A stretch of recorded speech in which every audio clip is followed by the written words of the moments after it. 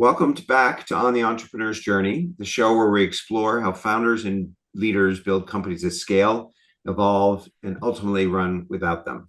Today's guest is Peter Beck, president of 49 Degrees, a firm that partners with major universities and athletic programs to design and deliver immersive brand experiences that help them attract, recruit, and retain top talent. Peter's journey starts on the other side of that equation as a recruited student athlete at Miami University in Ohio, which gives him a unique perspective on what these programs are really trying to communicate and how athletes experience it. From there, he spent more than 2 decades building and scaling within what became SGK, helping grow a West Coast operation from scratch into a $70+ million business, working with brands like Nike, Apple, and Samsung. One of my favorite stories he shared with me was that he spent 13 months showing up every Friday just to get in the door at Nike and turned it into a $20 million account. Now at 49 Degrees, he's applying that same builder mindset to a very different challenge, helping athletic programs tell their story in a way that wins in an increasingly competitive, high-stakes recruiting and retaining environment. In this conversation, we'll explore what it takes to scale a bespoke, experience-driven business, how you manage execution when nothing repeats the same way twice, and what Peter has learned building and scaling organizations twice. So, Peter, welcome to the show. Thanks, Peter. It's good to be on, and Yeah, it's nice to have a meeting where I'm talking to another Peter. So that's great. I love it. that's great. So, just to start out, you showed up every 13 months to get Nike on the board with you, and Mhm. I know you had been been an athlete, and you moved to the West Coast. What persistence, or what was it that you were seeking? I admire that persistence. I love it. What were you looking for, or why did you pick that particular company, and what were you really trying to achieve there? Yeah, so I was about 5 years into my career, working for a firm based in Pittsburgh, Pennsylvania, and began doing a lot of work with Microsoft at that time. And that same year, I mean, actually, so my wife ended up getting married, and a week later, we moved to Portland. It was myself and an industrial designer, and the two of us were there servicing Microsoft. So we would spend every Monday to Wednesday in Seattle. And both of us were in our mid to late 20s, and certainly very excited to be on the West Coast. We were excited to be working out of our own little office, thrilled to be working with Microsoft. And in the city of Portland, if you're not with Nike, yeah, you're gonna have a tough go of it, right? Because and the two of us both grew up in the Midwest, didn't know anyone west of Mississippi, and we just were said, hey, if we're gonna be here, one, it was because we wanted to be with Nike, and the other side of that emotion was we were afraid that if this Microsoft thing doesn't work out, we're gonna pack it in and go home. That's right. Yeah. So I think part of it was operating out of a little bit of fear that we've got to make this thing work, prove to our CEO that we're cut out for this, as well as build and mitigate any risk there might be just in that one account we were with Microsoft. And what I found is just showing up consistently. And I learned this from an earlier boss who would go along his kind of his paper route of clients, and he would just show up every week, regardless of how much activity he had. And what he represented to me is if you are the most available and the easiest to work with, and create the reality, but also the perception that you're going to be here every Wednesday and Thursday. So when our client gets a new project on a Friday or Monday, they'll sit on it and wait for us. Like Yeah. because they're not going, we just made it too easy and too consistent. I kind of followed that same approach in getting into Nike and just said, look, it's a probability game. There's 4,000 people on campus. Eventually I'm going to meet someone here that has a project or a problem that they don't have a home for. They don't have a teammate that does it. And it's interesting because our first project was a book display of all things. So it was exactly that, where a client had a weird one, and she said, hey, I know you've been hanging out here for a while and I bumped into you a few times. I have one for you. I don't know what to do with it. We are going to be launching the 25 years of basketball at Barnes and Noble. It's a new retailer for us, and I need a book display. Can you Wow. guys do that? Of course we can. That's what we've been waiting for this day. And so our whole approach, and I don't know that we would have been able to articulate it at this time, but we didn't have any resources or infrastructure. What we did have is heart, hustle, really great attitude, and we just served. And I think our clients could feel our energy and our passion for the work. That led to taking really good care of, her name was Karen Green at Nike. That led to her giving us a referral to a friend of hers who had another project. And then slowly but surely, we started to build that business. Um, and we were allowed in the halls. And once we were allowed in the halls, it was game over. Now that we can get in front of some other folks and solve some new problems, that really grew the business very, very quickly. So you first were in the lunchroom kind of, and then you got inside the building. But Hmm. great, great lesson around, being present and being in front of people and showing up Hmm. regularly, and eventually you get your break. But if Hmm. you're not there, you're not going to get that break. That's right. And you had 2 days where Microsoft didn't require you, so I guess you had to build and diversify your business. Yep. And so that turned into what was a $20 million relationship, which Yep. is, must have taken a couple of years. Yeah, it took a decade, but we got there. Yeah, great, great. So, um, that kind of got you into the athletic side of things. And then obviously you've worked on iconic brands throughout the West, and then you came back. And then if somebody's just hearing about 49 degrees for the first time, Hmm. how do you describe what you really do for these programs? Because I don't think this business really existed probably Hmm. 10 years ago. Hmm. And I'd love to hear how you describe it and what you're Yeah, solving yeah. for the AD or coach. It's yeah, it existed, but in a very different form than it is today, at a very different level. So if you were to be recruited as a Division I football player 20 years ago, the experience of a space or the look and the feel of a room would be very functional. The weight room is the weight room. And there's not a lot of signage or quotes or emotional taglines. You go into a locker room and there's your locker with your name on it, right? And so there wasn't a height tunnel or a performance space or a nutrition center. It was the cafeteria, right? So I think where things have evolved is the stakes and the amount of money involved, meteorite money, opportunities to move into new conferences, the raises for all the staff, coaches, and then all the assistant coaches. The amount of money that's pouring into college athletics is so significant that it justifies making serious investments in our facilities. And so the goal, if you were to ask me the business problem we're being paid to solve, is how can we help the university attract, recruit, and then retain? Because we now have a portal problem. The portal used to penalize in the event you were trying to transfer to another university, you had to sit out a year. Well, now you're rewarded potentially with a larger check. And Yeah. so we recognize that certainly facilities won't be the sole contributing factor or a silver bullet, but especially if, for the top 7 or 8% of the kids that are getting real paydays, it's about the 90% of the other kids, right? It's the backup offensive lineman that spends 60 hours a week in that facility. You're there, your training table's there, you're eating there, you're recovering there, you're spending time with your buddies. And if that facility is an enjoyable place to be and the culture's good, you're going to enjoy your 4 or 5 years there. And if it's a miserable environment, that might contribute to you considering moving to another university. So, plainly said, how do we bring talent into the building and keep it to help you put wins on the board? And that Yeah. success begets success. That success begets additional funding from donors, from sponsors, from media. All those things start to compound pretty significantly. So it's kind of what the space that we operate in.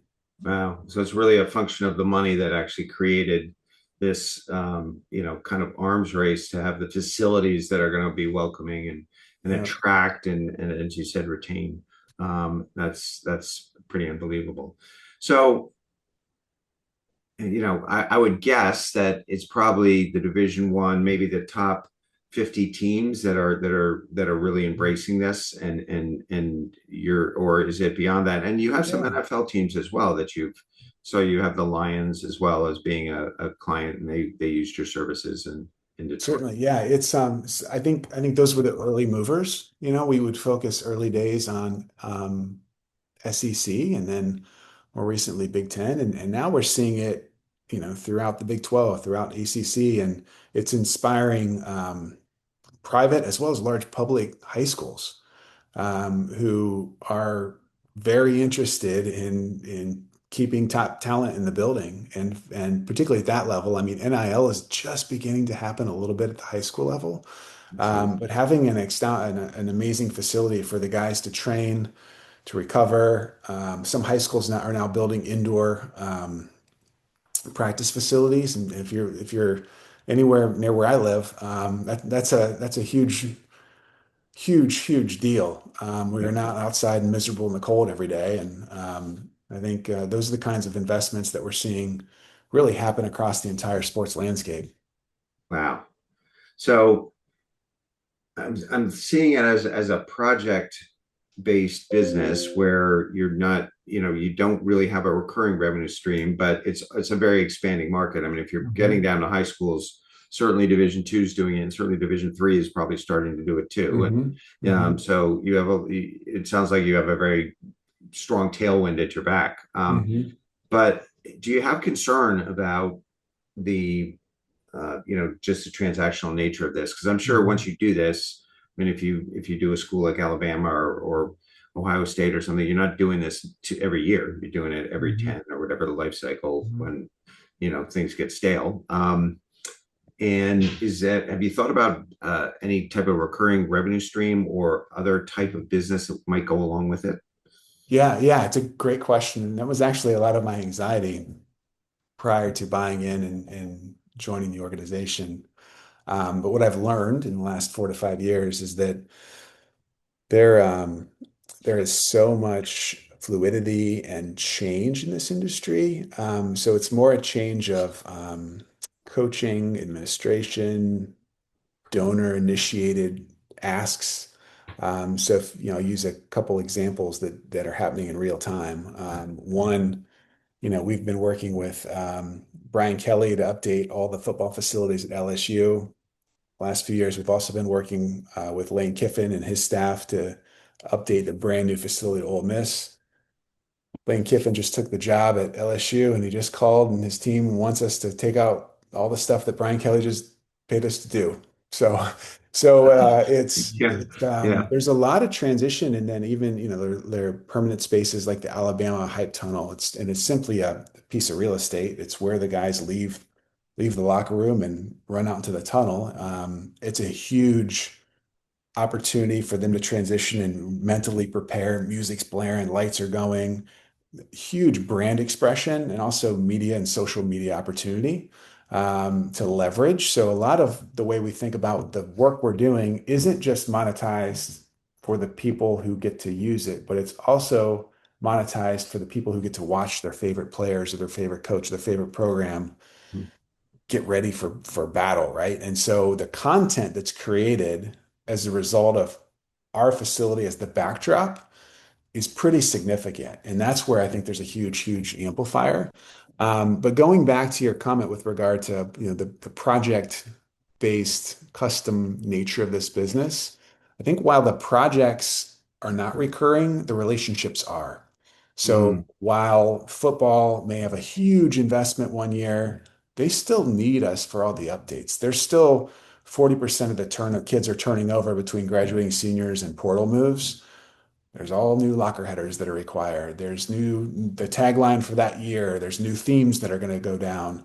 There are updates that are going to happen in the stadium every single year. And then there's a lot of referrals to other programs. So once we're in, connected, and certainly validated and blessed by the athletic director, it's certainly then on us to prove our salt and earn referrals to gymnastics, to softball, to baseball, to you go down the list of all, there's 5 million square feet of athletics facilities, just in the athletic space at Alabama, let alone a lot of the academic buildings that we're working on today. So those are, I think, the opportunities. And then the other part to that that I think is has been incredibly valuable is not just the one-to-one direct relationship with our clients at Alabama, but it's the referrals that they provide on our behalf, not just to other athletic programs, but also to, there's a lot of executives, and we've received multiple corporate kind of employee environment workplace design opportunities from CEOs and executives speaking in Alabama,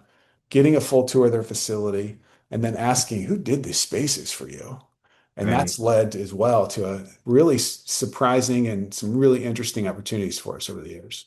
So outside of the athletic realm, maybe a Beyond, corporate yeah, thing. the influence that has because you have so many people, whether you're an Alabama alum or you love what Nick Saban does in terms of his success, Right. people are very inspired in those athletic environments and would like to bring some of that emotion into their workplace. Maybe can I give that to my employees? How do I attract and retain top talent?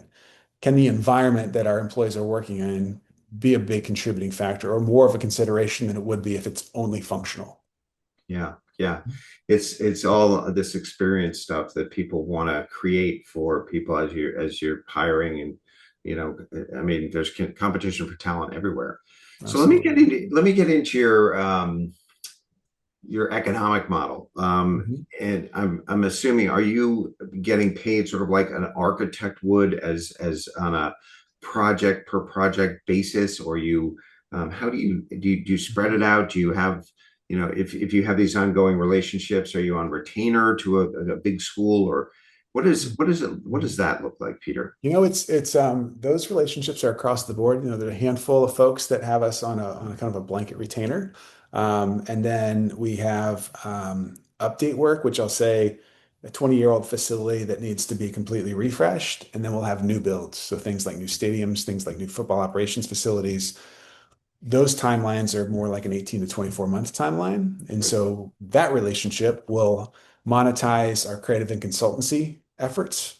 So I Hmm. think of it as I have no idea what I want. Let's talk about some things. How do we get to a spec? How do we get to a directionally accurate, common understanding of what it is we're going to go do before we can then get in and actually make it and give you a real accurate, specific dollar figure as to what the value of all those things will be. Our clients, the beauty in what we do, we're one of the few in our industry that also wholly owns fabrication, and we wholly own all our installers, all our installation. Hmm. So one great part of value is that we're not only giving our clients in week one a sense for what the value is associated with the design and consultancy, but we can plus or minus 20, 10, 20% guide you on how much that facility is going to cost. Yeah. And we can control that all the way through the process because we're making the things and we're installing the things. And in the event there are any surprises along the way, we can stay ahead of that and prevent. I'm a huge fan of no surprises. It's the only time a client would threaten to kick you out of their organization. So I think it's just staying ahead of any unintended consequences and providing gut checks along the way of what this thing might cost and how long it may take to execute. Want to ask you a personal question around how did you get the expertise to go from an advertising sort of background to a space creation and almost a design architecture Mhm. role? I mean, they're very different businesses, and I would Mhm. think your uniqueness, and I'm going to ask you about that in a minute, and your Mhm. differentiation is that you're able to transcend sort of both those worlds. And Mhm. architects can create nice spaces, but they're not really brand managers per Mhm. se. I know some try, but it's kind of a new niche, isn't it? And how did you get the Sure. expertise to handle, Yeah. the space side of things? So in my earlier career, 25 plus years in my former organization, the early days were more around display and fixtures and signage at scale through scaled retail. The last 10 years, we really got into more significant experiential, and that was really fueled by social media. So, I'll use an example of how Nike would distribute and launch the LeBron James shoe every year. So, I grew up in the Jordan era. I'm also from Ohio, so I have an affinity for LeBron. There's Yeah, obviously a good, fun discussion on who's the real GOAT there. yeah, I'm not going to get yeah. into that. But I was when we were with Nike, I said, man, we've got to get this first LeBron launch because if we can be the partners that are known for launching LeBron, there's a good chance we can retain that title, which we were able to do. But the recipe for Nike in the early 2000s and the way they would go to market through retail, it was just everyone gets a carton of stuff. So you get an awareness signage piece in the window, you get a block of metal or wood to prop a shoe and tell a story on a table, and you get something on the back wall. And those were the ingredients. So it's I need to show up at scale in 7,000 points of sale, and I'm going to take a couple $1 million and peanut butter across the United States in all these malls, Dick's Hmm. Sporting Goods, Foot Lockers, and that's the way I would go to market. And that's how kids would find out about it. I'd go to the mall, walk through, and I'd see the new LeBron James banner in the window, and I'd go in and maybe check it out. No Yeah, social media. 2007, the iPhone hits, 2008, 2009. Now social's a thing.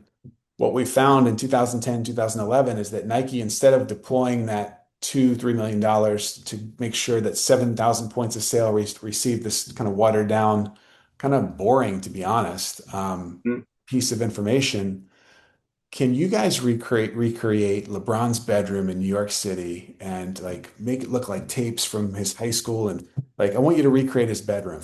And we'll give you $1 million to do it in New York, and I'll give you another $1 million to do it in LA. And we're going to bring in all of these athletes, all these celebrities, and they're going to be like walking through his bedroom. And then we're going to film the whole thing. And kids are going to film it. And then the kid in Japan and the kid in China, like, and the kid in London, they're going to buy our shoe. And so that's really changed the nature of storytelling and experiential, marketing, right? So it went from, my days in college were, hey, marketing is about consistent brand impression. It was about yeah, the swoosh always being the exact same size and the exact same, font and exact everything needs to be identical. So it's about brand consistency. And then it turned into no, surprise people, blow kids' faces off so they share it with their friends and inspire them to then, have affinity for our brand and buy our products. yeah. So that was really the last decade of my previous career that was more experiential in a room or in a window. And it's just now scaled in doing experiential through an entire facility. Yeah, yeah. I mean, it's really the cross between brand and architecture, Hmm. and space. I think Absolutely. it's an experience. It's really very interesting. So you're dragged into a major university for a football program, Hmm. and you do it. Every school has their philosophy. All the schools are different, and you end up having to create different. Uh, you know, Everything starts from zero. I mean, I saw Hmm. you're doing something for Cincinnati, and they've got a very Hmm. gritty culture, and they love Yep. bear claw and all that, and that's very different. Certainly, Alabama is known for being tough, and then each program has this kind of a I guess you would just say an image that or that they'd like to play to. Yeah. So how do you create a consistency around product delivery when you've got so much different stuff going on, Hmm. and different things? I mean, it's almost you start with a clean sheet of paper each time, and Yeah. how do you get efficiencies out of it? Yeah. Yeah. It's and that part of it, that early discovery, understanding the stories they have to tell, maybe the assets that are available with that university that aren't available to us in other universities. I'll use two real world examples we're doing right now. One's Georgia Tech, who does not have the most deep and rich history, does not have a Heisman winner, does not have, I mean, there's not a lot to go to. And so how do we tell their story and what do they have that others don't? And so we kind of leaned into tech and technology and how do we make it feel more SpaceX and NASA and innovation and how does the experience you have feel more innovative and feel more high tech but relevant to an 18-year-old. They don't have a lot of the NFL players that others do, and so we're not going to overwhelm them by telling an analog story and taking everyone's name and putting it on a wall because it's not going to be terribly impressive the way it would be at Alabama. Right. We're going to tell those stories through digital and storytelling and a lot of emotion because that's the way I'm going to bring you in if you don't have hundreds of guys to leverage, right? Right. USC we're working on as well, and they're a little different. They do have a rich history, but not recent Right. success. How do we balance those two things that, hey, we have Lincoln Riley and we're going somewhere. Wow, we also have seven Heisman winners, and we've got this. How Yeah. do we balance those two narratives? How do we not over-index in the fact that we're in LA and palm trees because I can see them from the facility. So let's don't get cheesy. So it's figuring out what makes you special. What about that do we tell in the facility? What about that can you tell in another part of campus? And then how do we bring that to a life in a way that's interesting and relevant? And Mm. so it's wrestling with those things, and that's the effective part of our business. And then as you work into what makes it sustainable or efficient or scalable, and that at some point that project falls into some type of system, right? Or elements that we could potentially leverage down the road because some of this will be razor blades. Some of these things will need to be updated frequently. And Right. so the things we're building, we'll ask the client, hey, what's the chance this thing's gonna be changed out in 5 years, 5 months, 5 days? Like what's the frequency and velocity of change? That will determine materiality. That'll determine the system we're going to recommend. That's going to determine who's going to update it and how much it's going to cost when it needs to be updated. So you can budget and ensure that whoever's on the hook to do it knows they are, whether that's us or someone internally. So that's where we'll get into the operational side of this business. Um, Mm.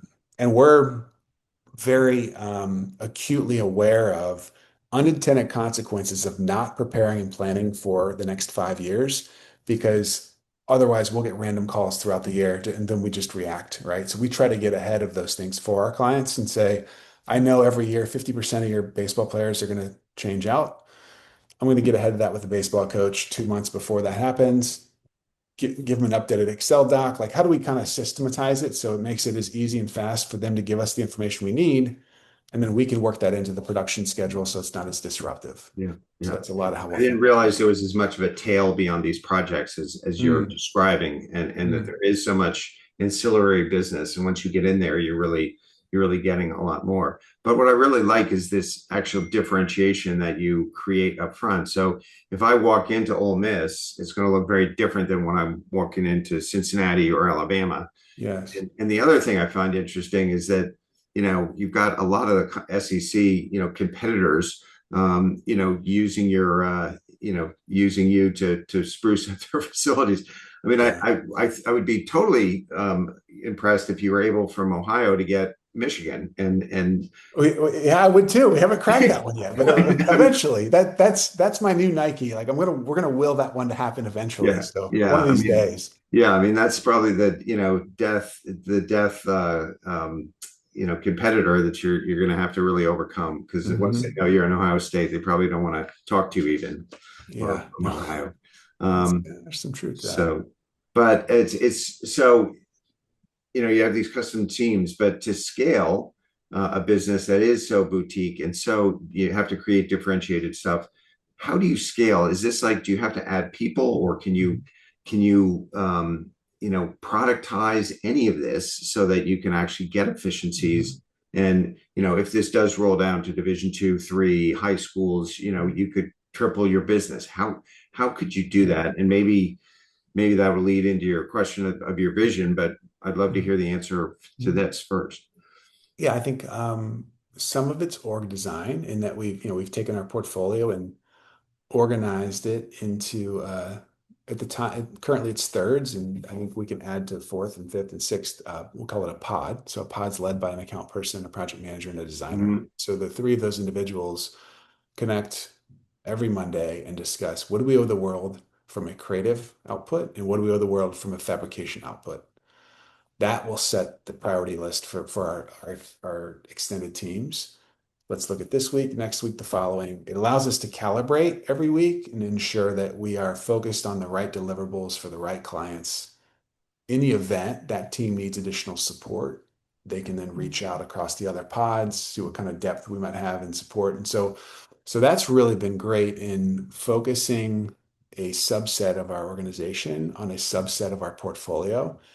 that allows us to really focus and follow their Twitter and study the brand and look for movement in the industry. We're constantly following coaching moves, constantly following AD moves. So for me to expect that our teams have the headspace to do that while doing their work, we've got to create some focus, right? And then the second part to that has been workflow design. So I call it the 49 way and the plays that we're going to run. And a lot of what I'll think about is how do we have the fewest number of the right people performing the fewest number of the right tasks in the fewest number of the right systems, right? So since the products aren't necessarily repeatable, we need to burn the fewest calories to get from that thing hit our inbox to the things out the back door. Yeah. Gotcha. So earlier days, we would bounce it around and play a little hot potato and kind of bounce around through department to department to department. And what we've done is for the things that are going to be repeatable, and I'll get very practical and say, if we have an email from this client for this kind of work type, this actually is going to bypass these five parts of the organization. It's going to go right into tech design, right out of the print shop, and right out the back door. How do we make that happen? So now all of a sudden there's 10% of your business are asks like that for that kind of product or work type. We just reduce the chaos and the headspace and the confusion of all these other individuals. So for me, it's how do we increase capacity and scale by making sure that our critical talent have a higher concentration of their hours and effort on the things that they're most valuable to do and get Hmm. rid of the before and after organizing the stuff they need to do or following up on a lot of other things that doesn't necessarily need their attention. So I think it's just for a project-based business, you've got to find ways to make sure that the key talent you've hired is solving the kinds of problems you've hired them to solve and spending less time in administrative and other types of activities. So that's how we've approached it today. So it sounds like there is a good portion of your business that you can productize, and I imagine you're thinking of like, well, we got to change out 40% of the locker tags and do all Sure. that sort of stuff, and Yeah. that's certainly your top talent's not going to work on that project. Right. And, Correct. That's and exactly right. it'll come through, and so there is some business that can do it.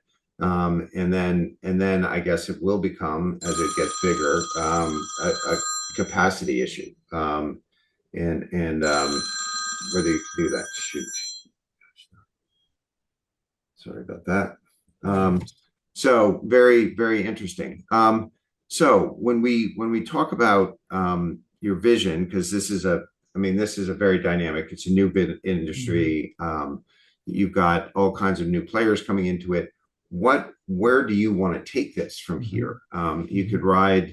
You could sit on your laurels and kind of ride the wave. It sounds like there's demand for that. But Mhm. where do you see taking this over the next? You want to get in new markets or new Yeah. geographies? What are you thinking of, Peter? Yeah, yeah. Today we've been fortunate to grow word of mouth through university athletics, and we think the work that we're doing, and we'll hear it from our clients, is that our focus on the detail, and I think our efforts to make sure our clients are proud before we leave the building, they feel that, and I think bringing that to pro sports in a bigger way, looking at some of the expanding markets, WNBA, there are so many new areas and new opportunities to become more famous for. I always kind of think about a reality check is that your business is only who you're famous with and what you're famous for. What are people giving you their time and money to do? And who are those individuals? So today, large in part, it's university athletics paying for university athletic facilities. I think there's a lot of our skill that can be leveraged into some new emerging areas. And it's just a matter of us more intentionally finding ways to bring them value and finding ways to be more of a known partner. And so that'll be kind of the next leg of growth for this business. So would that be inside your customer base, different projects? You go from the AD to facilities management or other areas inside those colleges, or those universities. Yeah, yeah. So I think there's organic growth within our existing facilities, and then it's also getting referrals and kind of leveraging new opportunities and emerging in pro sport. So I think pro sport is another opportunity. And then so if I think about post university, it's pro sport, and then pre university, it's top D1 high schools. Top D1 high schools for us have been a little bit more challenging, just simply identifying which school district's going to get what kind of funding next, Yeah, yeah, right? So that's far more fractured and more challenging to uncover than naming the football teams in the NFL or the basketball teams in the NBA, right? So I think it's figuring out how do you one identify who they are and then get in front of them in a way that brings them some level of value. let me ask you another question, because I'm sure, I mean, this sounds like a great story and it sounds like a great growth story, but I'm sure there have been some glitches along the way, Mhm. and some projects that have been particularly tough, or maybe not, maybe you.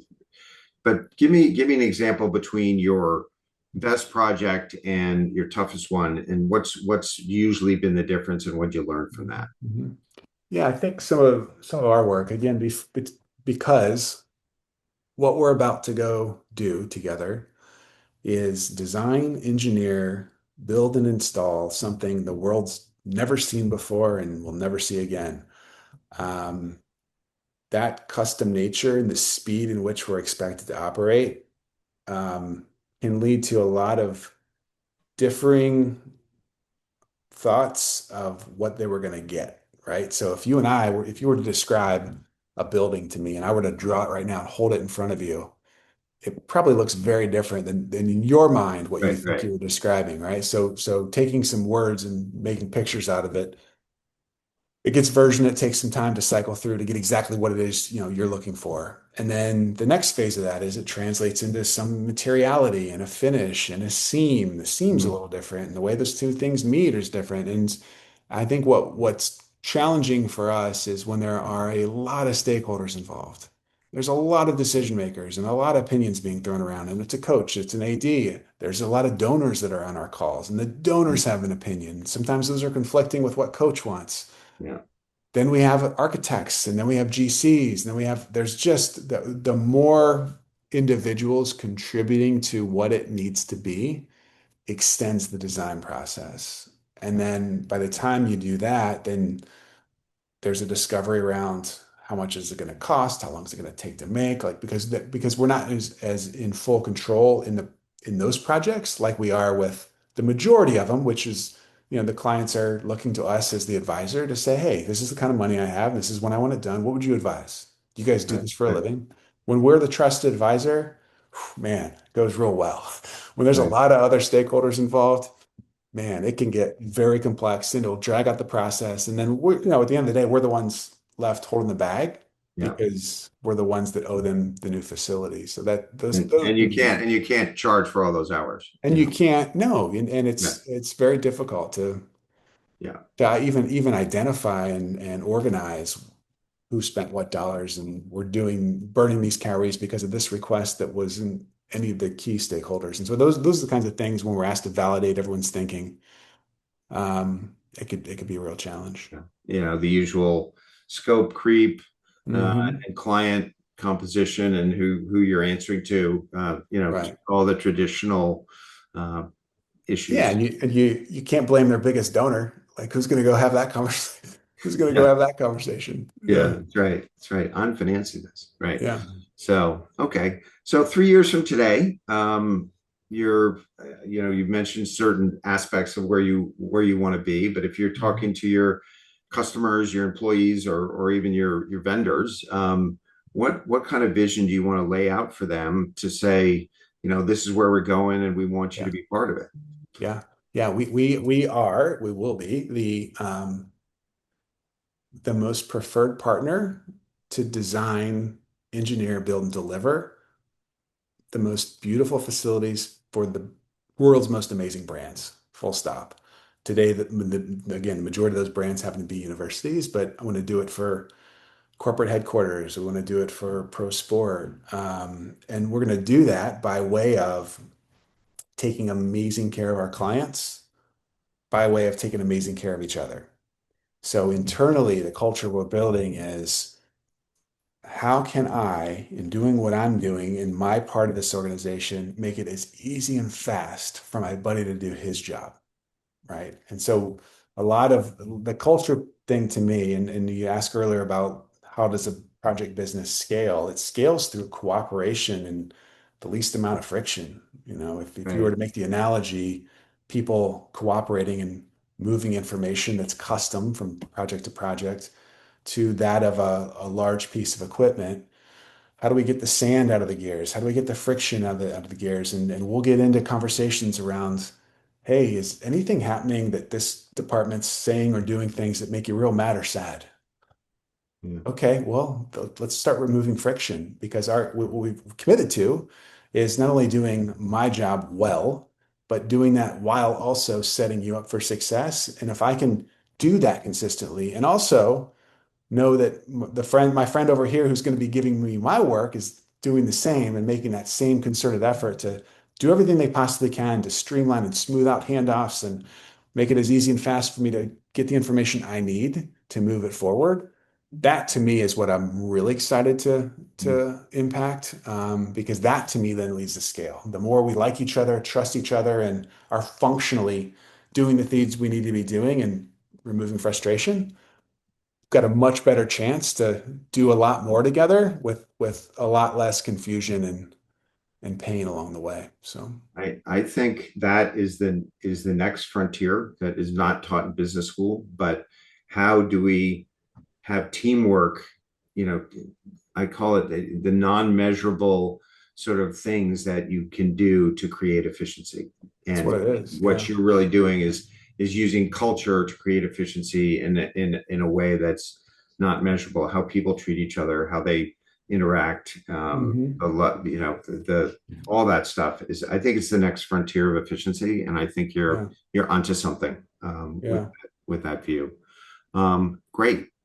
So, well, thank you. I Yeah. love, I didn't know anything about this industry when Yeah. when you and Yeah. I first met, and to Yeah. think that, just the all the things that have come together to create the monetary rationale for, this business has been, which didn't exist, 10 Right. years ago Right. is incredible. And how you've come and transcended from the brand world to the creating space and experience world, I think is just very interesting, and I love where it's going, and I'm going to really watch how you scale this, because I think that's I the appreciate that. that's Yeah. going to be the interesting thing. And so thank you for sharing that with us. And Absolutely. to the audience, I'll just say until next time, we will see you on the entrepreneur's journey. So thank you, Peter. You bet. Thank you. Thank you.